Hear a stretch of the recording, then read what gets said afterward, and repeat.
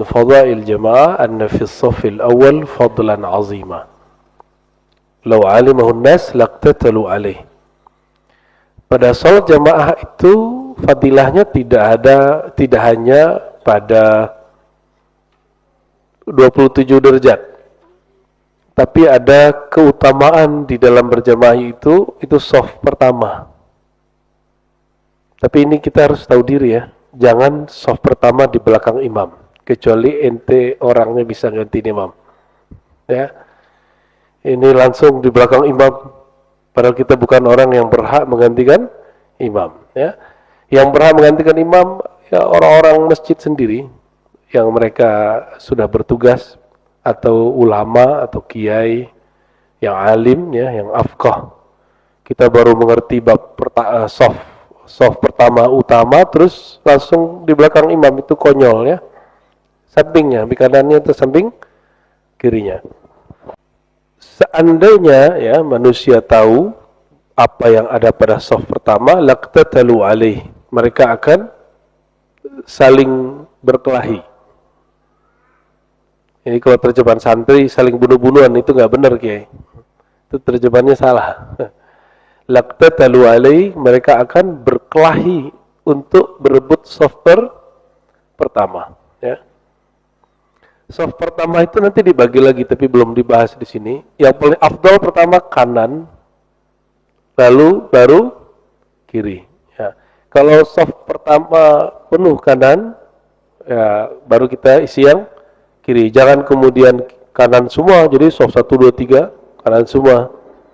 Ya, itu enggak tepat juga.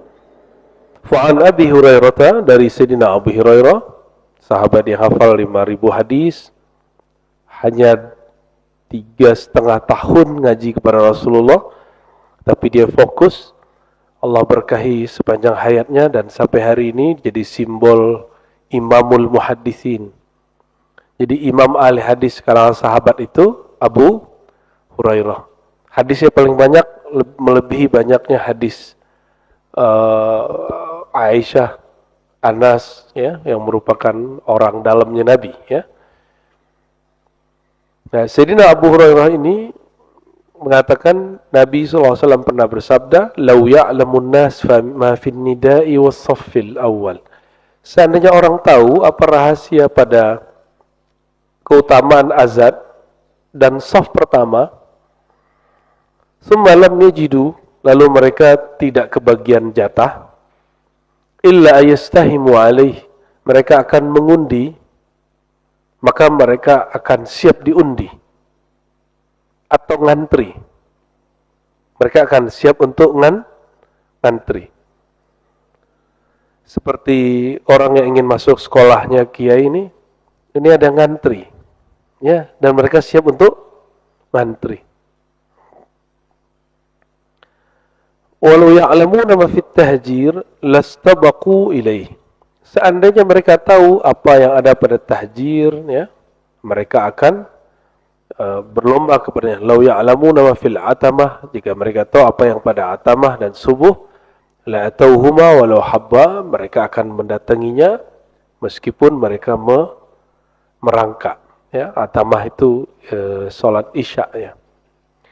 Wa ma'nahu law ya'lamuna ma fi shaffil awal min al-fadilah. Seandainya mereka sadar apa yang ada pada shaf pertama, nahwa ma sabaq, sebagaimana disebutkan, waja'u ilaihi duf'ah wahidah wa dhaqa alaihim. Mereka akan datang fi duf'ah wahidah, karena mereka kaget ada keutamaan itu, lalu mereka berkumpul bersama-sama gitu maksudnya. Wa dhaqa alaihim, lalu tempatnya masjidnya menjadi sempit. Semalam yasmah. Bapak Ibu, ini sekarang coba lihat, karena orang tahu fadilah masuk ke raudhah itu sama dengan sholat di situ sama dengan 1000.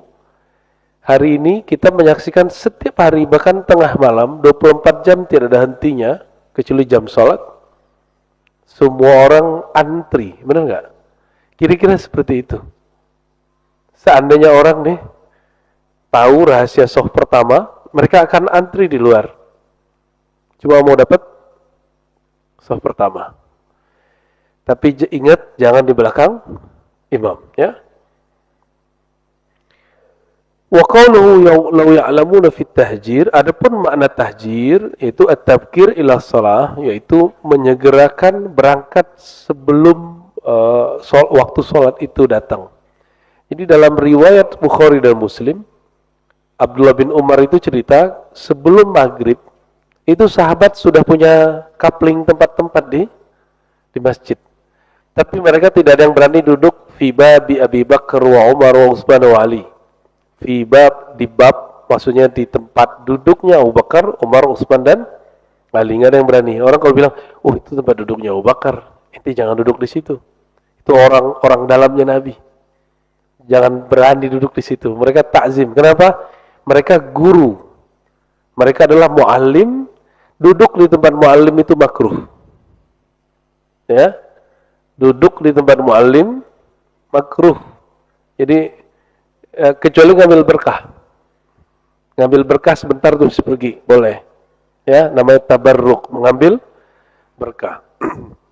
Sebagaimana Sayyidina Umar lakukan hal itu berkali-kali. Dari Abu Hurairah, ya, beliau mengatakan, "Lau ta'lamuna aw ya'lamuna fi as-saffil muqaddam lakanat qur'ah." Ya, ini sama artinya. Kalau orang tahu isinya apa, rahasia saf pertama itu, mau tahu nggak rahasianya apa?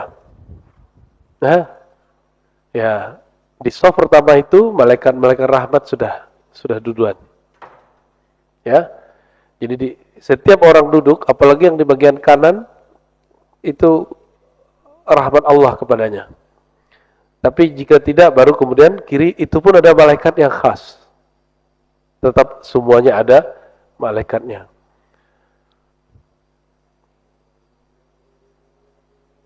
Khairu sufufir rijala, di sini nih banyak ustadz keliru nih ngajar ibu-ibu.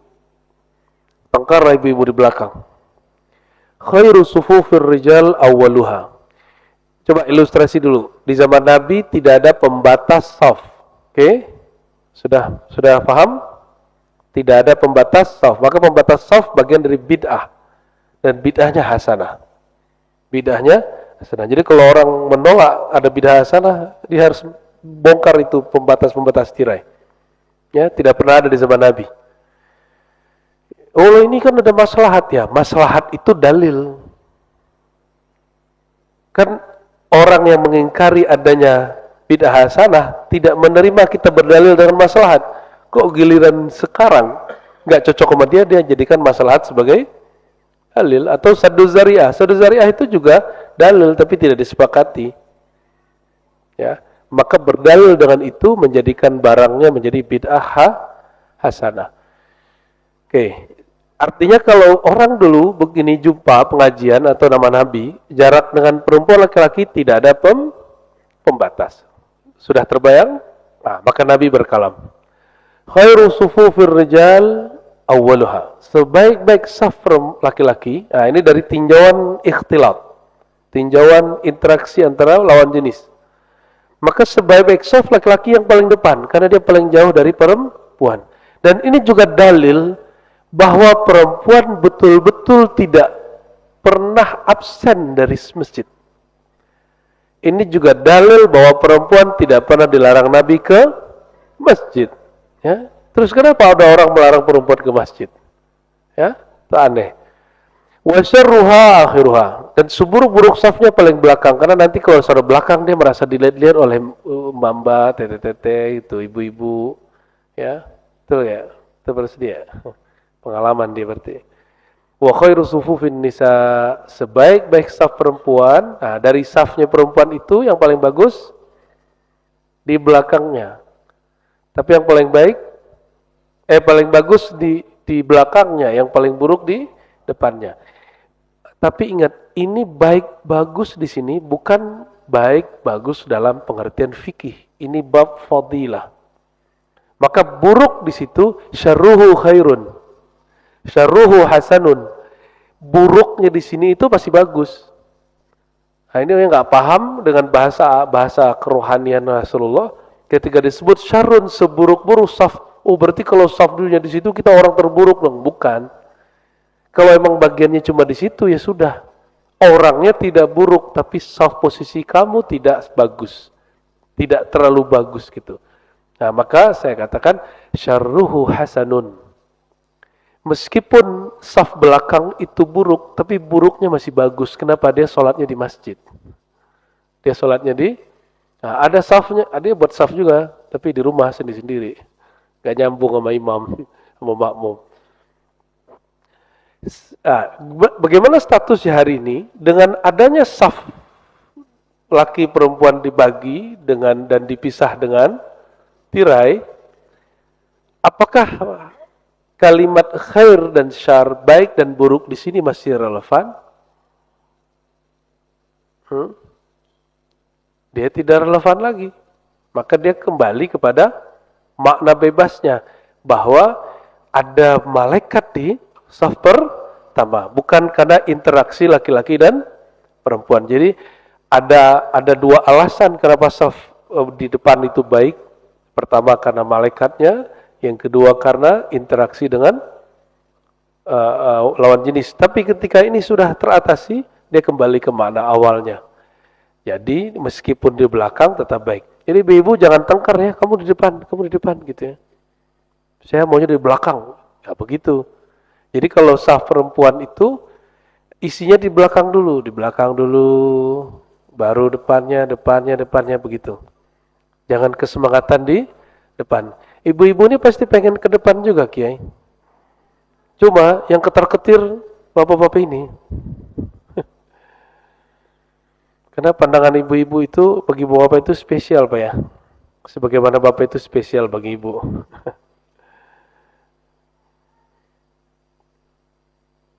Nah, dan dijelaskan oleh beliau di halaman 83, wal murad bi syarri sufuf, adapun yang dimaksud seburuk-buruk saf bukanlah buruk pada hakikatnya, tapi aqalluha thawaba wa fadla wa ab'aduha minal matlubi syara'. Sedikit pahalanya dibanding yang di depan, ya, sedikit keutamanya dibanding yang di depan dan lebih jauh, agak sedikit jauh dari tujuan syara'. Wa khairuha bi aksiha. Maka sebaik-baik saf itu maksudnya bukan berarti dia paling apa gitu enggak, tapi yang dimaksud adalah keutamaannya lebih besar. Dan innama fuddila akhir sufufin nisa al-hadirat ma'ar rijal li bu'dihinna an mukhalatatir rijal wa ru'yatihin. Tuh, perhatiin ya. Wa ta'alluqul qalbi bihim inda ru'yati harakatihim. Kenapa mesti saf perempuan yang terbaik itu yang belakang, laki-laki depan? Karena bu'dihinna, berjaraknya antara laki dan perempuan itu betul-betul disebut matlubus syara' dan sangat bermanfaat wa ru'yatihim, supaya tidak terjadi kontak mata, wa ta'alluqul qalbi bihim, dan tidak artinya nanti kebayang ke sono aja, baik lakinya baik perempuannya. Wa sama' kalamihim, bahkan mendengar suara lawan jenis. Bagi bapak-bapak ini suara terindah suara burung merpati, burung apa? Murai suara ibu-ibu. Suara ibu-ibu. Jadi kalau nggak ada di rumah kita langsung kita cari-cari itu ya.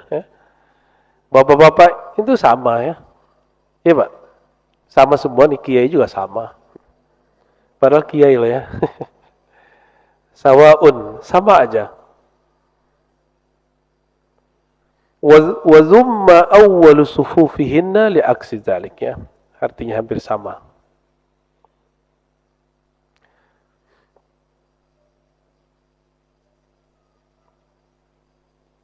Kalau kita ke Uzbek kemarin, itu masjid laki-laki dipisah dengan masjid perempuan. Jadi setiap masjid itu ada dua. Ada masjid laki-lakinya, ada masjid perempuannya. Dan itu juga sangat bermanfaat. Kenapa? Karena batasan auratnya perempuan dalam mazhab Hanafi itu agak sedikit longgar. Kalau pergi umroh, haji, sudah lihat orang-orang India kayak gimana mereka berpakaian, laki perempuannya.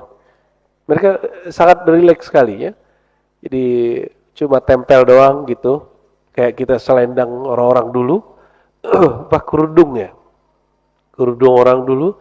Terus perempuannya rata-rata pakai baju kurung, terus celana agak sedikit longgar gitu aja. Mereka sangat santai. Beda dengan tradisi Hanbali di Saudi, itu perempuannya lebih banyak bercadar daripada tidak bercadar. Jadi itu perbedaan mazhab, bukan perbedaan agama. Ya, bukan berarti yang bercadar lebih solehah daripada yang tidak bercadar, atau yang tidak bercadar lebih benar daripada yang bercadar. Enggak, itu hanya masalah pilihan kita berhijab. Lebih afdol pakai kopiah ini atau kopiah putih, Pak? Ya, dua-duanya. Yang afdol itu bukan kopiahnya, tapi nutup kepalanya. Karena itu simbol dari keilmuan, simbol dari keulamaan. Maka Bapak Ibu ini walaupun bukan ulama, Bapak-bapak ini dianjurkan tutup kepala untuk apa? Meniru ulama. Meniru ulama. Tapi ya santai aja. Kalau ke mall ya nggak usah pakai lah ya. Bikin rusuh nanti, ke mall nanti pakai sorban, bikin rusuh nanti. Ya. Nanti satpamnya kira ini bawa bom apa lagi, padahal kita baik-baik aja ya. Tapi kalau kiai saya itu mengharamkan pakaian yang berbeda dengan satu tempat. Misalnya di tempat itu orang pakai sorban semua, maka pakai kopiah hitam itu haram. Atau di satu tempat semua orang pakai kopiah hitam atau kopiah putih, maka pakai serban haram. Itu versi dia. Disebut dengan libasus syuhrah. Pakaian nyeleneh. Suka beda sama orang. Suka beda sama orang. Bapak Ibu yang bukan Allah, kita lanjutkan. Fadail jamaah yang berikut. Anna man shalla al-isya'a fi jama'atin faka'annama qama nisfal lail. Bagi yang tahajudnya cuma serakaat, 3 rakaat, nah ini kesempatan ini ya. Kesempatan untuk menebus kekurangan. Apa kata Sayyid Muhammad? Salat Isya berjamaah itu setara nilainya dengan Qiyamul Lail setengah malam. Setengah malam berapa jam? Nah, semalam itu mulai dari maghrib sampai terbit matahari. Jadi subuh itu dihitung dengan akhir malam, ujung malam. Jadi 6 jam lah kira-kira kalau di negeri tropis ya. Kalau di subtropis tentu beda lagi. Subtropis seperti Eropa kayak Denmark, Austria, Prancis, mereka malamnya bisa hanya 5 atau 4 jam. Ya. Kalau kita rata-rata 6 jam. Jadi agama Islam itu fikihnya secara umum nggak perlu diotak-atik, itu relevan untuk negeri kita. Adapun kalau udah masuk ke negeri subtropis, nah mereka mesti pakai fatwa-fatwa yang unik-unik. Itu sebabnya mazhab Syafi'i yang dulu lama berkembang di Khurasan itu tergantikan oleh Hanafiyah. Mungkin karena sebagian Syafi'iyah ini agak saklek, ya, sebagian. Wa man shalla subha fi jamaah, siapa yang salat subuh berjamaah, shallal laila kullaha. Seakan-akan dia salat malam penuh. Jadi kalau Isya jamaah, subuh jamaah dihitungnya sama dengan full salat malam. Dapat nilai. Dapat nilai sama dengan orang bangun salat malam semua. Pilihnya mana? Yang diskon ya? Yang bangun full. Nah, ini artinya apa? Pada hakikatnya sholat malam itu, jadi bangun malam sepenuhnya itu dituntut dalam agama. Jadi Allah suka kalau ada orang bangun dari maghrib itu ya sampai subuh. Coba lakukan sekali seumur hidup. Dan kami di Riba biasanya buat i'tikaf suluk 10 hari terakhir, itu kita ngajak teman-teman supaya melakukan walaupun dalam 10 hari itu semalam saja. Nah, coba diniatkan nanti itikaf seperti itu ya. Itikaf jangan pindah tempat tidur. Maka itikaf tuh baru mesti punya mursyid, punya guru. Biar ada yang bimbing kolbu kita supaya terhubung selalu kepada Allah Subhanahu wa taala. Hadis ini diriwayatkan oleh Imam Muslim ya. Hadisnya banyak versi di Muslim. Artinya sudah pasti hadisnya sahih. Ada lagi keutamaan salat jamaah yang menjadi khususiyah umat Nabi Muhammad SAW. Anna man sami'a nida'aha, hanya mendengar azan, walam yujib bil hudur, lalu menjawabnya dengan Allah Akbar gitu ya.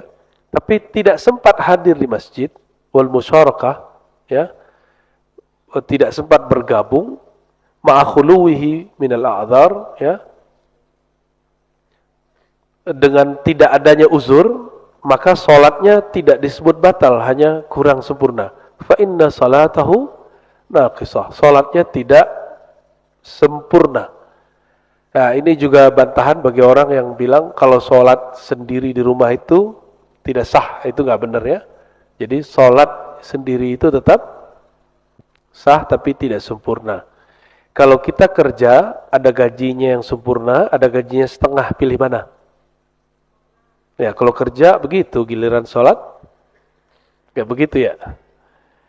Dari Sayyidina Abdullah bin Abbas, qala Rasulullah SAW, man sami'a nida' falam yamna'hu min tibaihi udhurun, qalu wa mal udhur khawfun aw marad lam tuqbal minhu shalah allati shalla.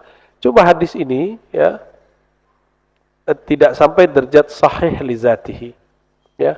Ada hadis yang dipakai di mazhab sebagian Hanbali, bukan semua Hanbali. Karena hadis ini diriwayatkan Abu Daud, dan Abu Daud murid Imam Ahmad bin Hambal, sama dengan Bukhari, tapi Bukhari nggak ngambil mazhab ini. Siapa yang mendengarkan azan, lalu tidak ada uzur syar'inya, apa uzur syar'i itu? Takut atau kena sakit. Takut atau sakit. Maka waktu pandemi kemarin, mungkin mereka pakai hadis ini, ulama kita melarang untuk ke masjid. Lam tuqbal minhu shalah, maka tidak diterima salatnya hal yang dia lakukan ya. Tapi hadis ini tidak sampai derajat sahih, maka dia tidak kita pakai dan tidak kita hukumi untuk semua. Lam tuqbal di sini oleh para ulama, Ibnu Hajar misalnya di dalam syarah-syarah yang lain menyebutkan lam tuqbal kamilan, tidak diterima sempurna, diterimanya cuma sebagian saja. Sedikit lagi ya, masih ada 3 keutamaan umat Nabi Muhammad SAW dalam salat jamaah. Apa itu? Salat berjamaah itu tadfa al-waswasa wa tahfaz minasyaitan, dapat membantu menolak waswas. Waswas itu ada yang minal jinnati wan nas. Dia masuk ke dalam dada, tapi sumbernya bisa jadi jin ataupun manusia. Jadi orang yang nolak ada jin, saya kasihan juga ya. Al-Quran mengisbatnya, menetapkannya, dia kok nolaknya. Takut sama jin itu baru masalah. Tapi menolak ada jin, itu sudah mengingkari Al-Quran dan Sunnah, dan bisa kufur. Ya, jangan sembarangan, jangan sok-sok rasional lah ya. Ada yang sok-sok rasional, sok-sok nggak takut. Bedakan, saya tahu ada preman depan, tapi saya nggak perlu takut toh. Misalnya gitu. Jadi antara menghilangkan takut dengan menolak keberadaan orang itu beda. Nah, was-was inilah yang kemudian akan terbantu hilangnya dengan sholat berjamaah. Wa tahfaz minasyaitan, dan akan menjaga orang itu dari was-was syaitan. Wa annal qaum alladzi la tuqamu fihimul jamaah yastahwidhu alaihimus syaitan. Maka satu kampung, satu keluarga, satu negeri, satu wilayah yang tidak ada sholat jamaahnya, syaitan akan mengerubugi mereka. Ya, itu sebabnya Nabi SAW kalau mengirim tentara berperang, dicek dulu subuhnya ada azan atau tidak. Jika ada azan, maka lanjutkan, tidak boleh merampas atau menyerang tempat itu. Itu di musim perang ya.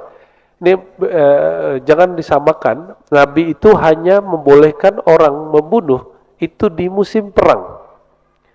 Di luar musim perang, membunuh hukumnya di qisas. Ya, yang tidak paham mengira Nabi ini jahat membolehkan membunuh orang. Dan termasuk hadis siapa yang mengganti agamanya faqtuluhu man baddala dinahu faqtuluhu.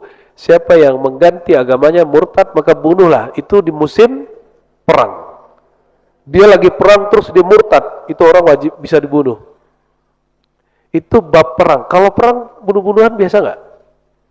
Justru yang nggak boleh di masa perang itu tidak membunuh. Orang yang tidak membunuh musuhnya, tidak membunuh musuhnya itu orang itu yang haram. Ya. Jadi kita Bapak Ibu nggak usah khawatir. Orang ulama ahlu sunnah ini sangat mengerti di mana naruh bab jihad. Lau annakum shallaitum, kata Ibnu Mas'ud, ya, sahabat yang agak keras dengan sholat jamaah itu Ibnu Mas'ud. Kata beliau, lau annakum shallaitum fi buyutikum. Oh, saya baca hadis kedua dulu berarti.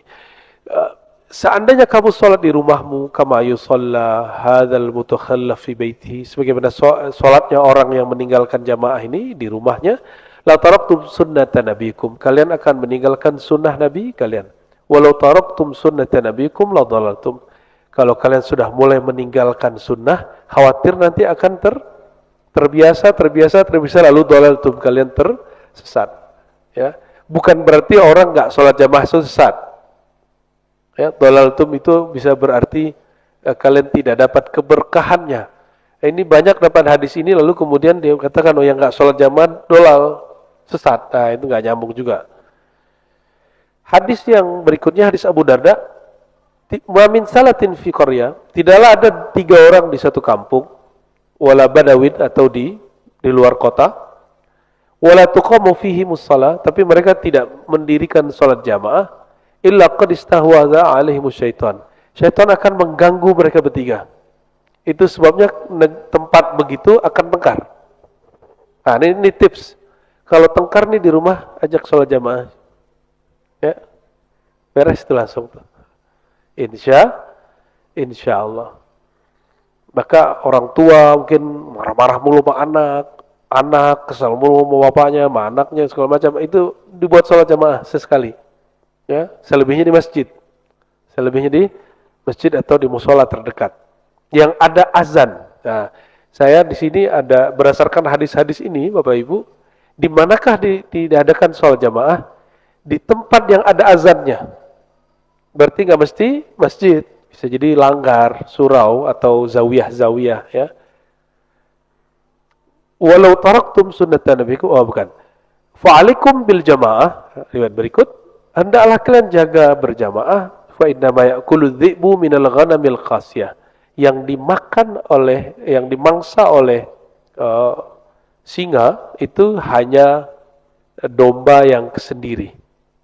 Domba yang sendiri, itu sebabnya Bapak Ibu, jamaah di situ tidak hanya jamaah sholat tapi jamaah apapun.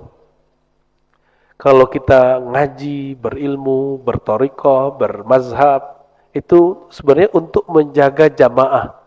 Jadi mazhab Syafi'i itu bukan berarti agama Imam Syafi'i, tapi itu lagi buat jamaahnya umatnya Nabi Muhammad sallallahu alaihi wasallam ya. Begitu juga thariqah. Wa min khasa'isil muhafazah 'alal jamaah, ya.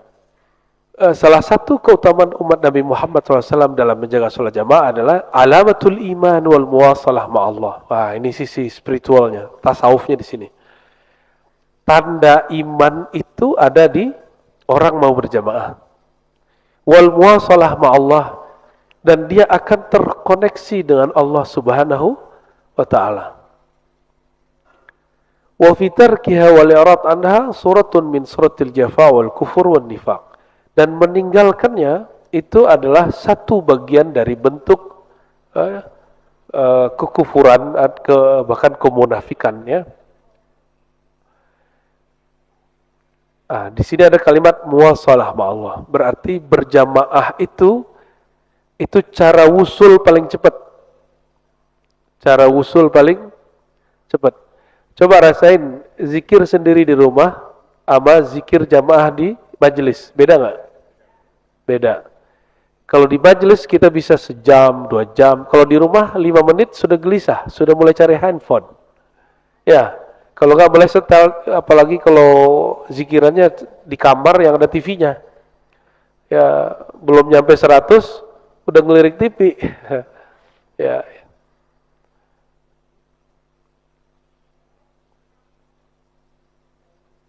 Dari Sayyidina Mu'az radhiyallahu ta'ala anhu, al-jafa, kullul jafa wal kufur wal nifaq, ya. Kefasikan yang sebenar-benar fasik itu kalau diterjemahkan secara 3 kalimat ini, jafa, kufur, nifaq. Man sami'a munadi Allah yunadi ila shalah fala yujibu. Ya. Tapi hadis ini tidak sahih ya. Ini cuma bab fadail. Siapa yang dengar azan tapi dia nggak jawab. Menjawabnya 2, jawab azannya Allahu Akbar dan menghadiri jamaahnya atau membuat jamaah sendiri. Berarti antum harus buat azan sendiri. Ya. Maka disebutkan dalam hadis, ya, ini hadis riwayat Imam Tabarani ya, hadisnya tidak sampai derajat sahih. Ufitarkiha, meninggalkan sholat jamaah itu juga ada asyaqa wal khaybah, kesengsaraan dan kerugian. Bihasabil mu'min, cukuplah seorang beriman itu merasa rugi dan merasa sengsara. Ayasma al muazzin yusawwibu bis shalah fala yujibu. Dia dengar muazin ngajak sholat tapi dia nggak jawab. Ya. Jadi jawabnya berarti 2 kali dan dua-duanya dia nggak jawab, dicuekin aja. Oleh karenanya boleh kita aktivitas apapun dengar azan tapi kita jawab. Ya, kita jawab. Dan saya ngajarin ke orang-orang dekat kalau lagi pegang headset terus ada azan, cabut headsetnya. Ya. Kalau lagi nyetel apapun pause dulu ya, matiin dulu. Kita dengerin dulu. Kalau kita memang perlu waktu tambahan. Bagian akhir ya, bagian akhir. Anna Nabi SAW tawa'ada tarikaha bi ayyahriqaha bin nar. Nabi pernah mengancam, ini pengandaian Nabi tapi Nabi tidak pernah terlakukan, disebut sunnah yang Nabi impikan, angan-angankan tapi Nabi nggak pernah lakukan itu. Ini cuma pengandaian sebagai stressing pentingnya sholat jamaah. Kita sudah sering dengar, cuma orang sering pakai ayat hadis ini dan dipraktekkan. Ya, dulu pernah dengar gerakan padri di Minangkabau. Itu kalau pagi-pagi ada orang nggak basah tangga rumahnya, itu rumahnya dibakar. Berarti dia nggak sholat jamaah. Jadi gerakan padri itu 2 generasi. Generasi pertama itu masih oke, masih toleransi tinggi. Generasi kedua ada tempat nih azan, tapi mereka masih buka warung, warungnya dibakar. Ya, ada balai itu tempat orang ngumpul, tempat nyabung ayam segala macam, bakar gitu. Maka dulu rumah gadang, balai-balai adat di sana itu sering terbakar. Padahal hadis ini Nabi tidak pernah amalkan. Karena Nabi tidak pernah melakukannya, jangan pernah dilakukan. Jangan pernah ini hanya menunjukkan stressing bahwa sholat jamaah itu betul-betul urgent. Laqad hamamtu, kata Rasulullah SAW. Aku bergumam. Apa beda hamamtu dengan ta'ammaltu atau urid atau atamanna? Apa bedanya? Hamamtu itu himmah. Ya, sebenarnya berat keinginanku gitu. An amra fityati, aku perintah ini anak-anak muda, pemuda-pemuda, fayajma'u li huzaman minal hatab, ya. Lalu mereka kumpulkan ada kayu-kayu bakar. Summa atiya qauman, lalu mereka bakar itu orang-orang yang yusalluna fi buyutihim, salat di rumah mereka. Ngeri enggak nih? Ngeri hadisnya? Ngeri hadisnya. Ya. Laisat bihim illah, yang mereka tidak ada illat. Tidak ada illat. Apa arti illat? Uzur. Ilat itu bisa penyakit, ya, rasa takut atau hujan. Fa uharriqaha alaihim. Nah, berarti orang yang tidak sholat itu ditanya dulu, nggak langsung dibakar. Kenapa? Karena di sini ada kalimat mereka datangi orang-orang yang sholat di rumah, yang tapi tidak ada uzur. Berarti orangnya diinterogasi nggak? Diinterogasi. Ada pertanyaan di situ, nggak main bakar-bakar aja. Apalagi main bom, ya. Itu orang sudah di luar mimpi Rasulullah SAW. Itu orang bukan sedang melakukan mimpinya Nabi, angan-angannya Nabi, tapi mereka kurang ajar sama Nabi Muhammad SAW. Nabi nggak pernah lakuin, dia lakuin. Ya. Faqila li Yazid, ya, al-jum'ah ya ana atau ghairaha qala summat udunaya illam akun sami'tu rabbi ya'thiru Rasulullah SAW lam yadhkur jum'ah wala ghairaha.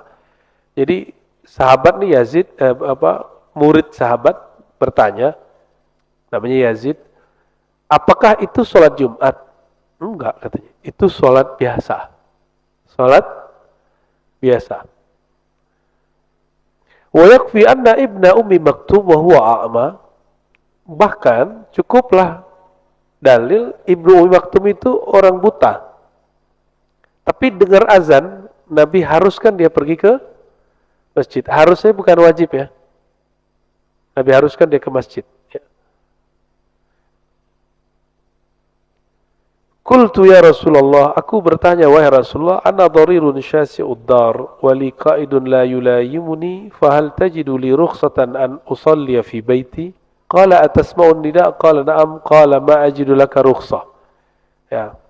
Tapi hadis ini tidak sampai derajat sahih li zatihi, ini hanya hadis hasan, ya.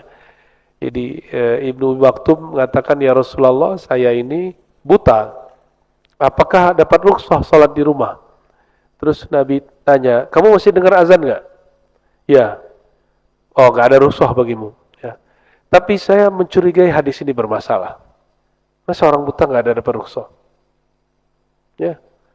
Padahal matanya buta sendiri itu sudah, ya, sudah masalah gitu. Mata itu lebih dari sakit. Kalau orang sakit saja diizinkan untuk sholat di rumah, apalagi buta. Maka hadis ini disebut hadis munkar sebenarnya secara atau syaz, ya, bukan munkar. Hadisnya disebut syaz. Syaz itu riwayat orang yang tidak tercela kualitas dia, tapi menyalahi hadis-hadis atau karenah-karenah yang lebih kuat. Jadi kalau munkar hadisnya dhaif, berlawanan dengan yang sahih. Kalau syaz, zahirnya sahih, tapi karena dia bertentangan dengan karenah-karenah atau dalil-dalil yang lebih kuat, maka hadisnya tidak boleh dipakai, ya. Jadi ini tuh ditampilkan hanya sebatas bab motivasi dan ancaman, ya, targhib dan tarhib. Bapak Ibu, pendek cerita, salah satu kekhususan kita sebagai umat Nabi Muhammad SAW yang tidak ada di agama lain adalah sholat dengan adanya azan. Kita menjawab azan, ada nggak di agama lain? Ada? Nggak ada. Dan dikatakan setiap azan pintu langit kebuka. Ya, setiap azan pintu langit kebuka. Jadi antum kalau berdoa ke Allah itu saat habis azan itu doa mustajab. Jangan nunggu dapat duit dulu pergi umroh, kelamaan. Ya. Terus yang kedua, sholat jamaah itu sendiri. Sholat jamaah itu sendiri. Jadi jika coba bayangkan, sholat di Masjidil Haram 100.000, ya. Di Nabawi 1.000. Tapi itu kan versi riwayat. Kalau versi ahli hakikat, sholat di tempat Nabi itu unlimited. Kenapa? Mana yang lebih mulia? Tanah yang ada jasadnya Nabi atau tanah yang ada bekas tempat lahirnya Nabi? Nah, ini ikhtilaf ulama. Jadi Imam Suyuti nulis kitab tentang Fadilah Haramain, Fadilah Mekah dan Madinah, dan di situ beliau menyebutkan perbedaan yang sangat seru sekali antara ulama-ulama, mana yang lebih mulia Mekah atau Madinah. Ya, kalau saya kasih pertanyaan sering, lebih mulia Nabi Muhammad atau Mekah gitu, ya. dan banyak yang kejebak sebelumnya. Alhamdulillah sekarang sudah bisa jawab. Dan bagian terakhir adalah salah satu kekhususan umat Nabi Muhammad SAW bahwa saf pertama itu spesial. Ya, bukan hanya interaksi laki-laki dan perempuan itu berkurang, tapi karena ada satu rahasia muasalah, langsung berhadap dengan Allah Subhanahu wa Ta'ala. Dan itu mirip dengan safnya malaikat di langit dan saf para nabi waktu mereka sholat di belakang Nabi Muhammad sallallahu alaihi wasallam.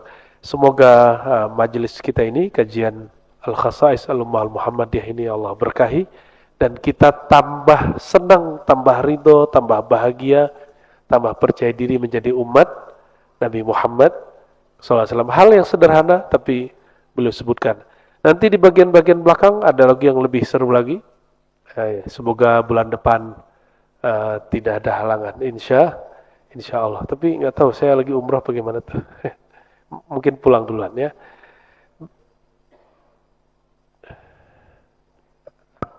Ya, untuk Bapak sekalian tolong sampaikan untuk bulan depan kita hari Sabtu lagi ya, tanggal 7 ya. 7 aja ya? Iya, Okay. tanggal 7 itu dawuh dari Umi ya.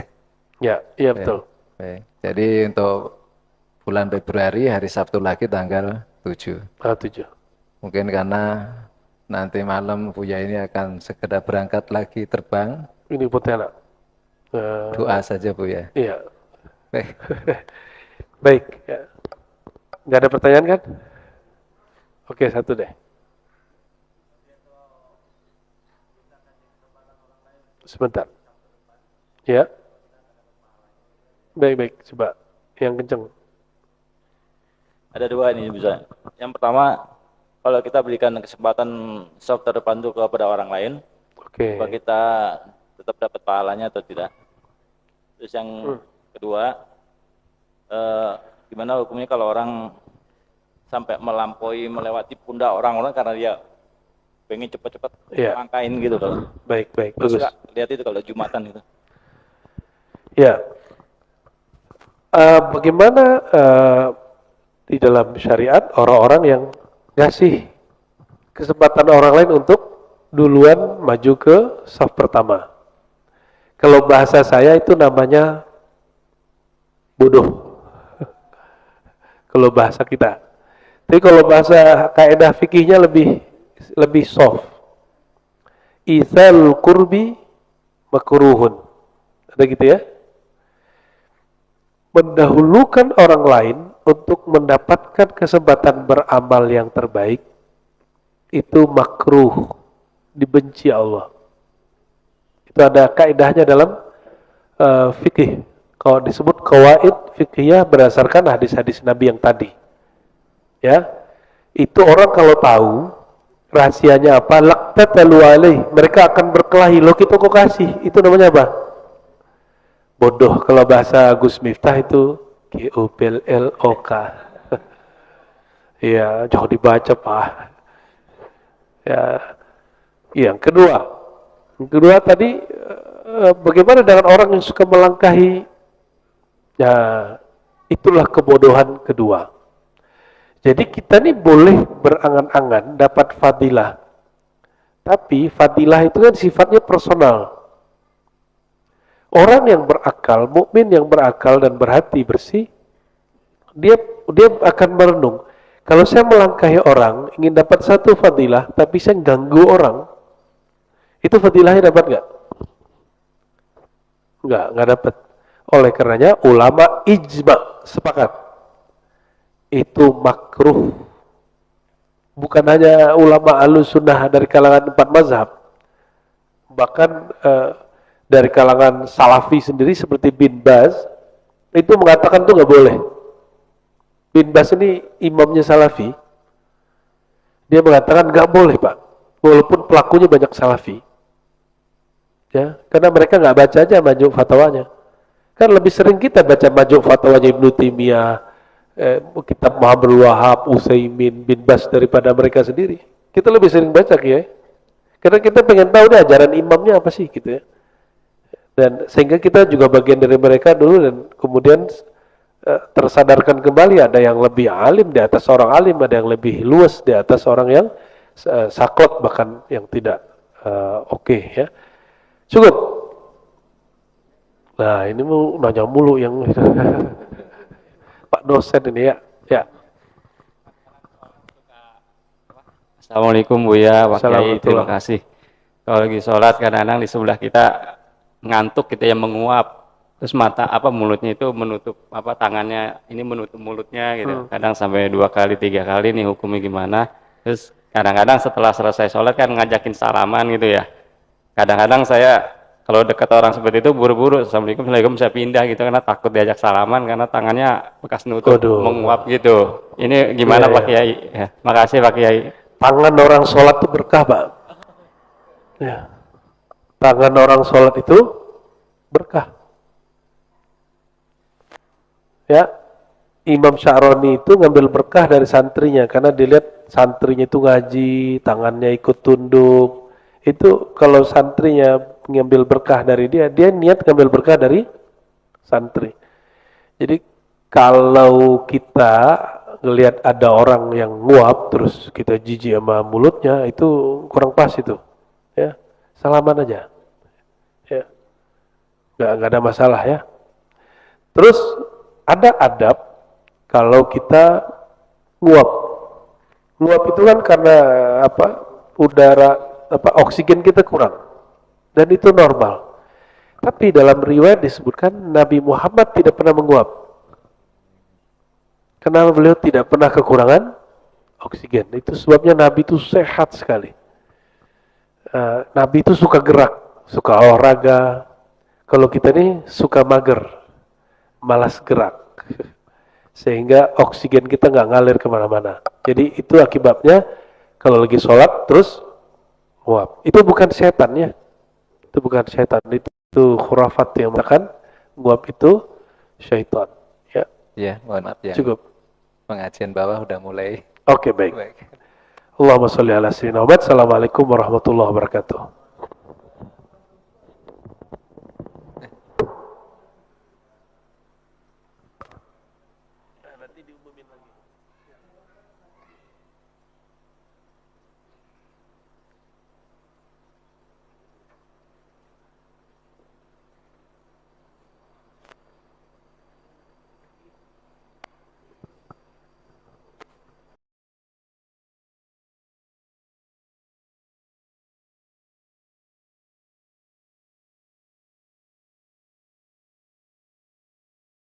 Ternyata itu hikmah saya diundur datang ke sini, ya.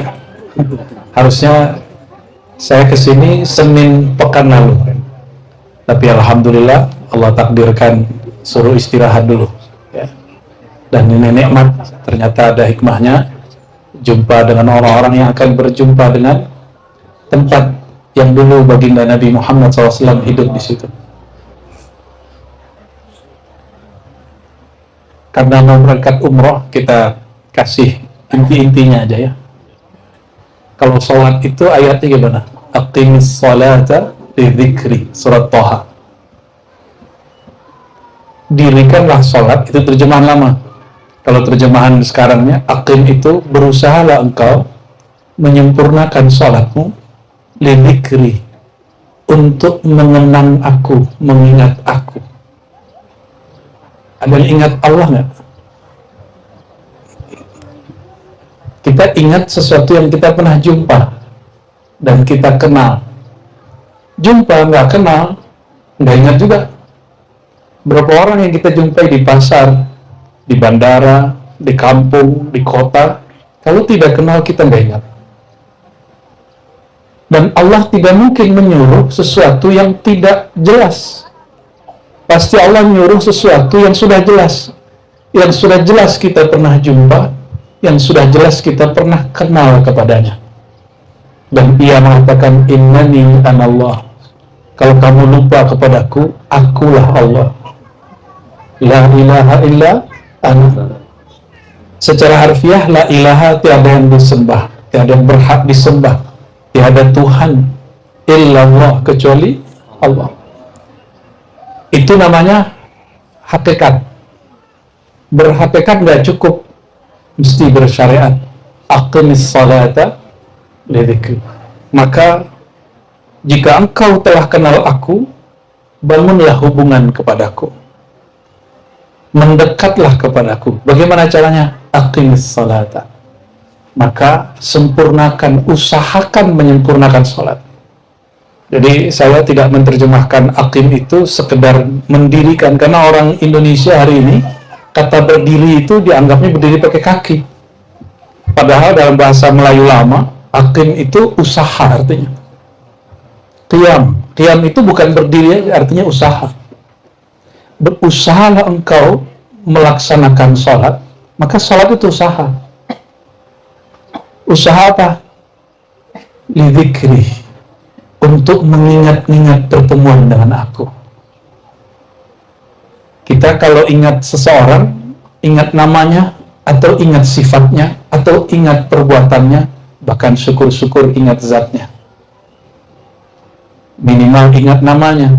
Itu sebabnya permulaan sholat setelah niat dibuka dengan apa?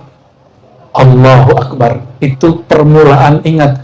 Maka ingatlah dirimu kecil, bahkan tiada yang maha ada, hanya aku. Allahu Akbar. Itu maknanya. Jadi kalau orang sholat masih merasa berilmu, itu belum ingat Allah. Orang sholat masih ngejar pahala, belum ingat Allah, dia ingat pahala. Orang sholat ingat Ka'bah, keliru juga. Kita menghadap Ka'bah, bukan mengingat Ka'bah. Lain nggak? Kita orang Islam nyembah Ka'bah atau nyembah yang memuliakan Ka'bah? Yaitu Allah Subhanahu wa Ta'ala. Maka Ka'bah itu hanya sekedar lambang persatuan rohani, menyatukan gelombang kolbu, ya, secara zahir. Ya, karena sudah bertahun-tahun sholat kok ngadap Ka'bah. Ka'bah itu di mana sih? Maka perlulah kita berkunjung, berziarah. Itulah yang disebut umrah, haji. Jadi haji dan umrah itu salah satu maknanya berziarah, mengunjungi kiblatnya tubuh, kiblatnya badan.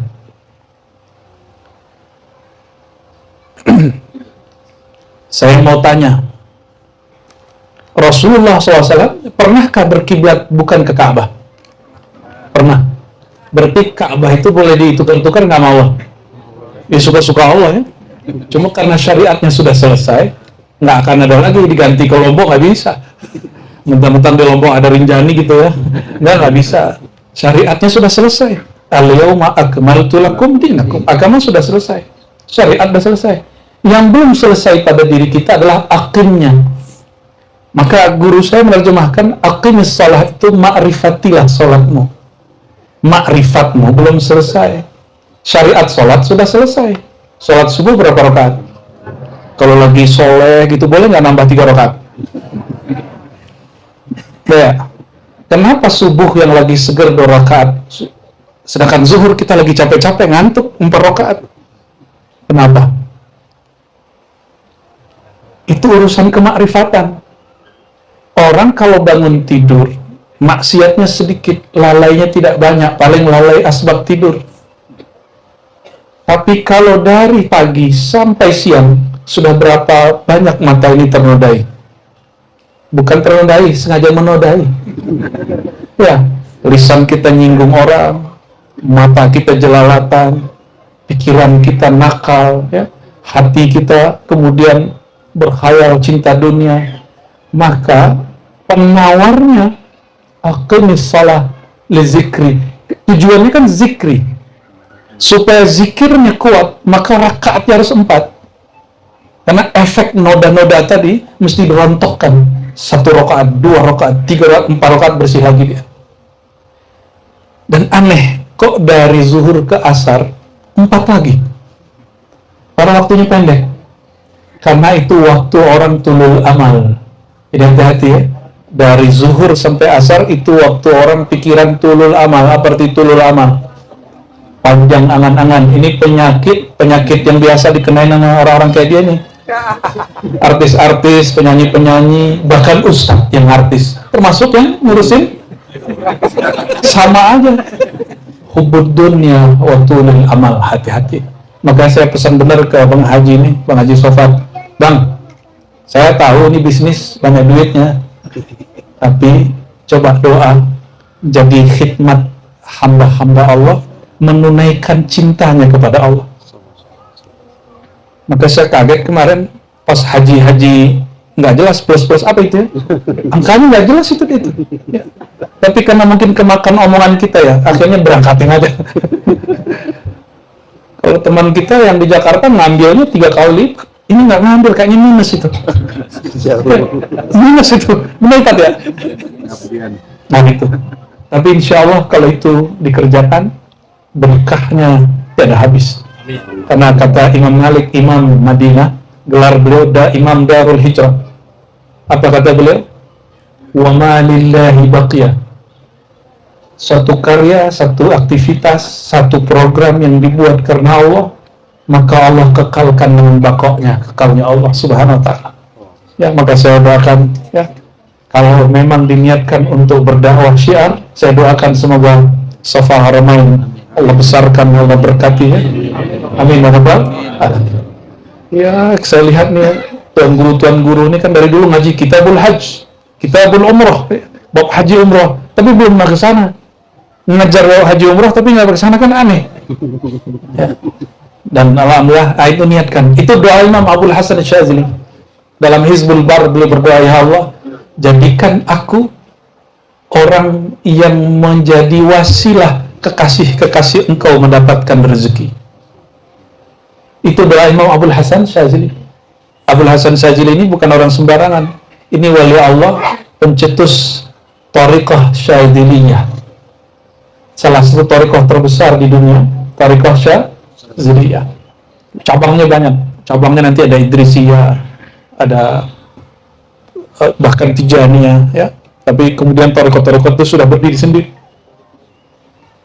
Dan Imam Syazili, jangan dikira Imam Syazili ini langsung kaya.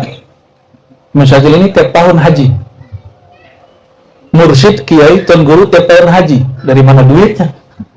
Tapi sebelum beliau berhaji tiap tahun itu, beliau difitnah, dikafirkan orang di kampungnya. Lalu dia dapat ilham, ya Abul Hasan, intaqil ila Misra. Pindahlah engkau ke Mesir.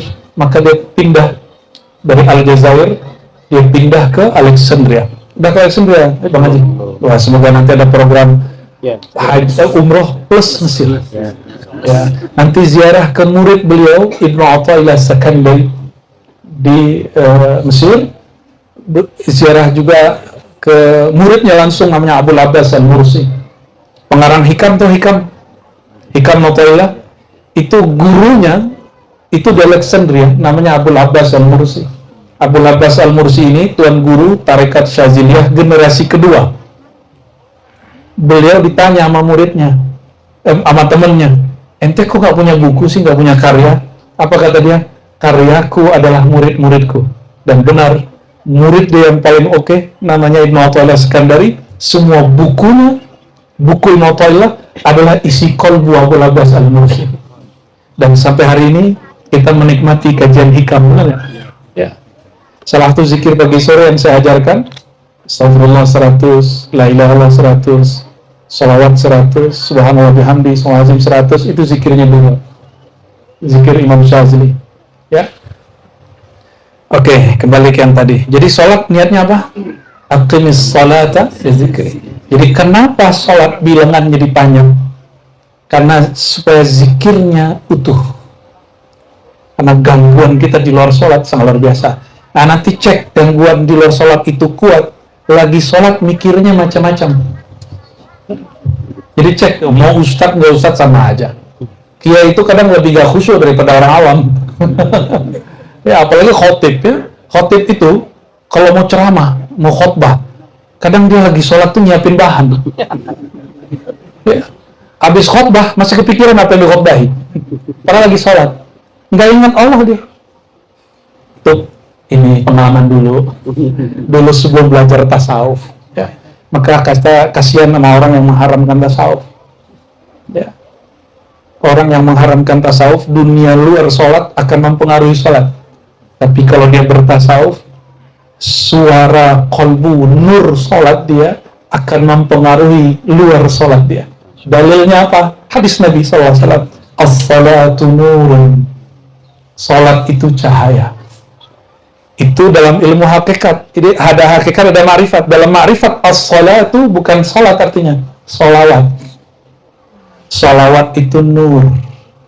Maka tidaklah sah sholat seseorang kecuali dia tutup dengan sholawat. Jadi kalau sholat nggak khusyuk, banyakin sholawat di ujung. Ya, hadirkan Rasulullah SAW di hati. Allahumma salli ala Sayyidina Muhammad wa ala ali Sayyidina Muhammad. Bahkan dihadirkan waktu setelah tahiyat. Assalamualaikum ya ayuhan Nabi. Salam atas engkau, wahai kekasihku Rasulullah. Sebut begitu. Pasti dijawab Rasulullah SAW. Apa kata beliau? Inna lillahi malaikatan sayyar. Allah punya malaikat-malaikat yang berterbangan sekilat. Yuballighunani salamakum. Tugasnya cuma satu, menyampaikan salam kalian. Istimewa nggak salat? Saking istimewanya, maka yang mengirimnya bukan malaikat biasa, tapi disebut malaikat sayyarah. Malaikat yang diizinkan bolak-balik. Sayyarah bukan saya zaman now, mobil. Sayyar itu artinya yang boleh berkeliaran kemanapun dia dengar ada orang salawat, maka dia datang situ. Jadi bukan berarti telinganya besar, malaikatnya enggak. Tapi pendengaran dia hanya diizinkan untuk mendekati orang bersalawat. Ya.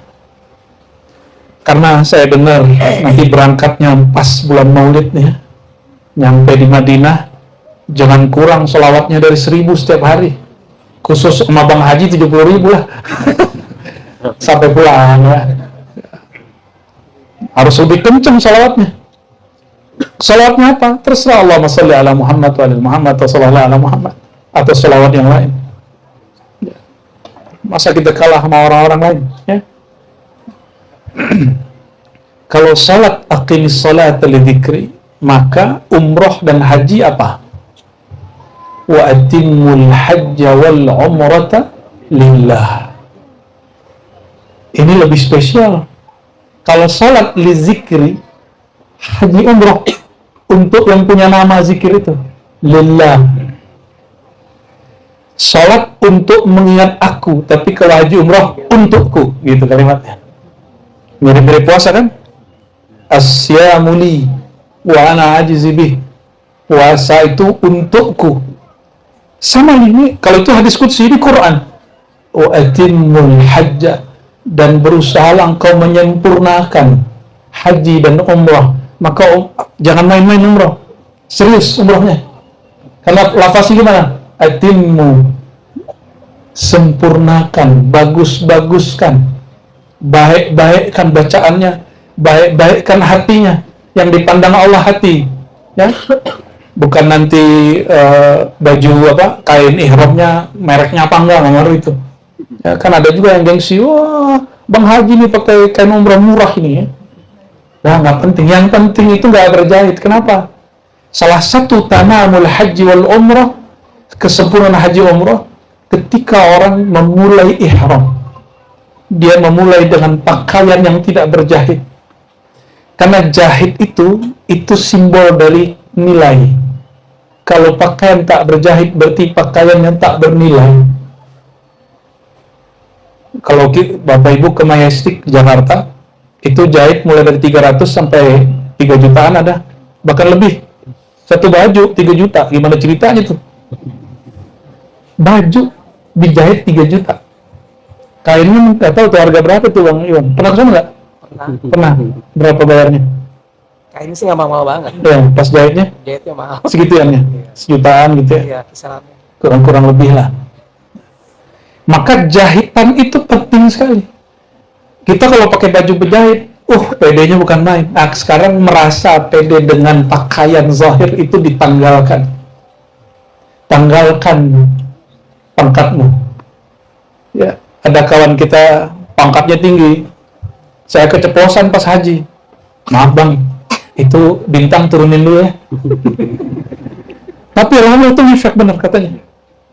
Ngefek benar. Dan dia bersyukur alhamdulillah dari Musdalifah ke Mina jalan kaki nggak protes, alhamdulillah. Padahal Haji Furoda nyesek tuh, Haji Furoda jalan kaki. Bagusan nasib kita. Ya, padahal yang kemarin yang nggak nyampe 100 juta itu full naik bus. Oh iya. Mending naik sama Bang Haji ya. Tapi disitulah Allah membersihkan orang-orang yang biasanya terjebak oleh baju, terjebak oleh jabatan, pangkat yang melengket, yang melekat pada baju. Ya, coba Ustadz nih, kalau kita dai Ustadz kan lengkap nih, pakai begini kan, rida ini, shawl, pakai kopiah, pakai baju, lengkap deh, pakai cincin kan. Kalau bisa tuh dicopot semua, walaupun pakai cincin boleh, copot semua. Sehingga nggak ada Ustadz di situ, nggak ada jamaah di situ, nggak ada siapa-siapa. Itu yang disebut ihram. Jadilah hambaku, gitu maksud Allah. Maka tamamul haji wal umrah an tu'ri nafsaka an malabis dunyawiyah. Ketika engkau bertelanjang dari jabatan-jabatan, pangkat-pangkat, nama-nama duniawimu. Jadi sebenarnya seandainya nggak ada syariat pakaian, itu haji umrah itu mungkin nggak pakai baju. Tapi karena ada syariat berpakaian, nah inilah indahnya Islam itu. Sebelum Nabi SAW mengajarkan haji umrah, orang tawaf itu nggak pakai baju. Kayaknya yang ngajarin hakikatnya hakikat syaitaniyah itu. Kan senang banget lihat orang begitu nggak pakai baju kan. Astagfirullahaladzim. Katanya apa? Ini tempat suci, tanggalkan semua pakaianmu. Ternyata salah paham. Ya. Jadi sempatlah tempat suci itu nggak suci. Jangankan itu, Ka'bah yang sekarang kita tawaf, dulu ada 360 lebih berhala. Dan berhala itu satu-satu masing nama-nama syaitan, nama-nama iblis. Coba yang disebutin di Quran apa? Latta, Uzza, Manata. Itu nama-nama iblis, na'udzubillah. Nama-nama syaitan. Itu syaitan pangkatnya, kalau sekarang mungkin kalau dikasih pangkat ya bintang 3 lah. Bintang 3 di Indonesia nggak banyak loh. Sama itu nggak banyak, itu cuma beberapa syaitan doang yang berpangkat begitu.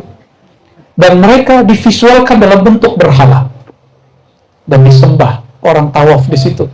Ya wajar kemudian kalau tawafnya nggak pakai baju, karena yang ditawafin setan. Maka ilhamnya ilham syaitaniyah. Nah ini hati-hati belajar ilmu hakikat nih. Orang belajar hakikat masih bisa terjerumus ke jurang-jurang syaitan kalau nggak sampai kepada ujung ma'rifat. Makanya Quran mengatakan fa'lam annahu la ilaha illallah. Maka berilmulah, bermakrifatlah ma'rifat la ilaha illallah. Maka semua ma'rifat yang menyalahi la ilaha illallah batil. Ya. Kita nggak ngaji ma'rifat dulu deh. Masih sore. Jadi haji umrah, kalau sholat li zikri, untuk mengingat-ingat aku, mengenang-enang aku. Kalau haji umrah full untukku, lillah. Maka nggak boleh ada sedikit ampun. Nih mohon maaf Pak Ustadz nih, ya Tuan Guru, itu juga ngefek. Masuk ya sebelum ihram, syahadat dulu, jangan langsung niat. Syahadat itu lebih dari niat, meluruskan saya bimbing umat engkau ya Allah, karena ingin mengajak mereka mengenal engkau ya Allah. Insya Allah itu diterima Allah itu. Baru pasang niat. Takut kegoras-goras di hati rupiah, dolar, sama real. Nemenin jamaahnya untuk tawaf, tapi dalam hatinya berputar duit, tips. Jangan sampai begitu. Ya. Itu pengalaman saya. Ya. Walaupun saya nggak pernah bawa jamaah, tapi lagi tawaf, kolbu kita dengar. Kan kolbu bisa dengar kolbu. Itu berisik sekali. Real, dolar gitu. Ya. Itu terjadi. Tubuhnya tawaf di tempat suci, tapi pikiran kolbunya karena nodanya nggak disyahadatin dulu, nggak diistighfarkan. Akhirnya kolbunya berputar pada dunia. Dan coba cek Ustaz ya. Orang yang membimbing haji umroh karena duit, ta'ibah wa ta'isa. Dia pasti lelah pikirannya. berharap sudah ditemenin, ini nggak dapat tips. Ya. Ada orang yang kita nggak harapin ngasih tips. Apa kata baginda sallallahu alaihi wasallam? Hadisnya sahih. Ta'iba abdud dinar, sungguh lelah pemburu dolar, real dan rupiah. Lelah pasti. Ya, kembali ke niat awal. Wa atimul hajja wal umrata lillah.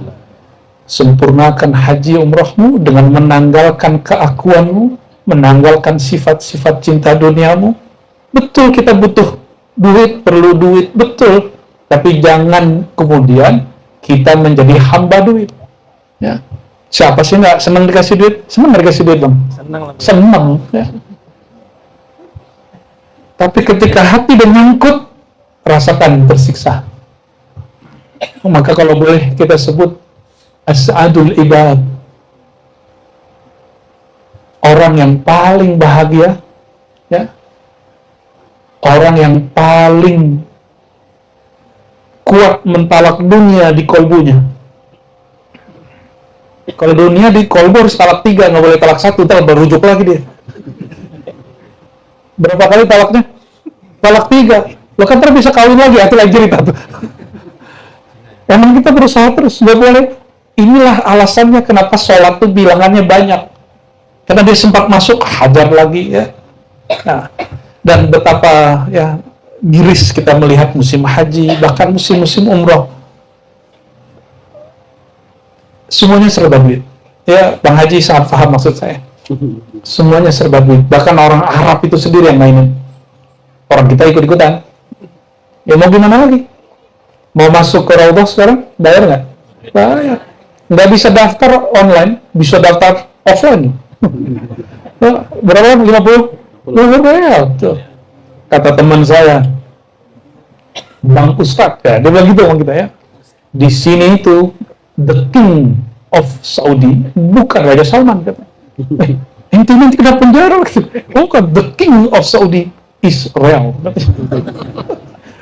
Raja Saudi itu real, bukan Salman. Astagfirullah. Ente punya real, ente mau ngapain beresnya? Dan mohon maaf, nah ini kadang-kadang jamaah nu bangga kalau hotelnya dekat dengan masjid. Hati-hati. Ini bukan nyuruh Bang Haji cari hotel jauh, ini bukan. Murah sih ya. Mengurangi beban travel. Bukan itu maksud saya. Sayyidina Abdullah bin Umar, Sayyidina Abdullah bin Abbas, orang yang paling mengenal baginda Nabi Muhammad SAW. Mereka kalau haji umroh tidak mau nginep di dalam haram. Batas haram tahu ya? Nanti dikasih tahu sama Mutawif, ini dataf haram. Kasih tahu. Mereka nginepnya di mana? Masjid Aisyah itu. Ah, di belakangnya tanda haram, mereka nginep kira-kira 10 meter di belakang itu, mereka buat tenda di situ. Kenapa? Ketika ditanya, Sayyidina Abdullah bin Umar menjawab, jika sholatmu dilipat gandakan jadi 100.000, kira-kira maksiatmu Allah pandang berapa ratus ribu. Tidak dilipat gandakan, cuma dilihatnya besar. Makanya jangankan di sana ya. Imam Syahrani mengatakan kalau engkau masuk masjid mau perut kembung nih, jangan kentut di dalam, kentut di luar. Kenapa? Engkau sedang berada di Baitullah, di rumah Allah, walaupun bukan Baitullah yang di Haramain sana. Adat dalam masjid. Jadi yang besar itu di Haramain itu adat. Jadi maka sekarang jika berhalanya bernama real, dolar, saya nggak heran. Kenapa? Dulu sebelum Nabi Muhammad SAW, ya, yang jadi berhala di sana, berhala beneran. Kota suci Mekah jadi pusat berhala dunia zaman itu. Lalu dibersihkan oleh beliau Fatuh Mekah, dan sekarang masanya lagi muncul jadi berhala real dan dolar. Ya, semoga ada masa ini dibersihkan lagi oleh imam akhir zaman. Ya, hanya imam akhir zaman yang bisa. Kalau imam Haramain nggak bisa dia. Ya, imam Haramain soalnya udah di bawah pemerintahan sono. Ya, jadi Bapak Ibu, ibadahnya yang mau saya sampaikan, ya, kalau ingin umrohnya diterima oleh Allah, maka datanglah bulat-bulat atimul hajja wal umrah. Atimmu itu juga berarti bulat-bulatlah engkau datang sebagai hamba. Ya. Maka atimmu tamma yatimmu tamam. Tamat. Bahasa kitanya tamat. Tamat kita. Tamatkan sisi keakuan di hadapan Allah Subhanahu wa taala. Walaupun sudah berkali-kali umroh, jangan sombong di sana. Oh, nanti tersesat jalan. Bukan itu masalahnya. Kan sekarang ini yang bikin orang takut pergi haji umroh, kalau dia punya masa lalu yang gelap, takut nanti di sana kualat. Nah, ini kewajiban Ustaz meluruskan ini. Ya, nggak ada kualat-kualat begitu di umroh tuh, nggak ada. Maklum kenapa orang hilang di Haramain ya, bukan negeri kita. Orang banyak hilang tuh biasa. Ya. Bukan itu masalah. Yang masalah adalah adab kolbu di sana. Jika adab yang baik dilipat ganda 100.000, maka adab yang buruk Allah pandang juga besar. Oleh karenanya, nanti masuk hotel, ya, jalan, jangan matanya jangan jelalatan. Ini orang Lombok nanti ngeliatin orang Turki bening-bening, masya Allah. Ya, di tempat suci mata kok menikmati sesuatu yang Allah tidak perkenankan. Ya. Pengalaman tadi ya. Ngeliatin lagi cewek India, hidungnya mancung-mancung. Ya. Emang begitu. Ngeliatin lagi orang Iran, orang Uzbek, putihnya, masya Allah, seakan-akan tulangnya kelihatan dari belakang kulitnya itu. Urat-urat. Benarlah kata orang Arab dulu kan, al-bayat bisful jamal. Separuh kecantikan, keindahan, ketampanan itu pada putih. Kata orang Arab. Kalau kata orang Persia, iya. Yang kayak kita ini yang hot katanya. Allahumma sholli ala sayyidina Muhammad. Jadi, jika sholat lizikrillah, haji umrah lillah. Berarti lebih dekat, lebih cepat. Ya, semoga perjalanan umrohnya Allah makbulkan, Allah mabrurkan, dan para ustadz dan juga Bang Haji dan tim Allah berkahi, Allah jadikan niat mereka tulus, ya, tapi jangan hanya tulus selalu mampus, tapi tulus dan dapat surplus. Amin ya rabbal alamin.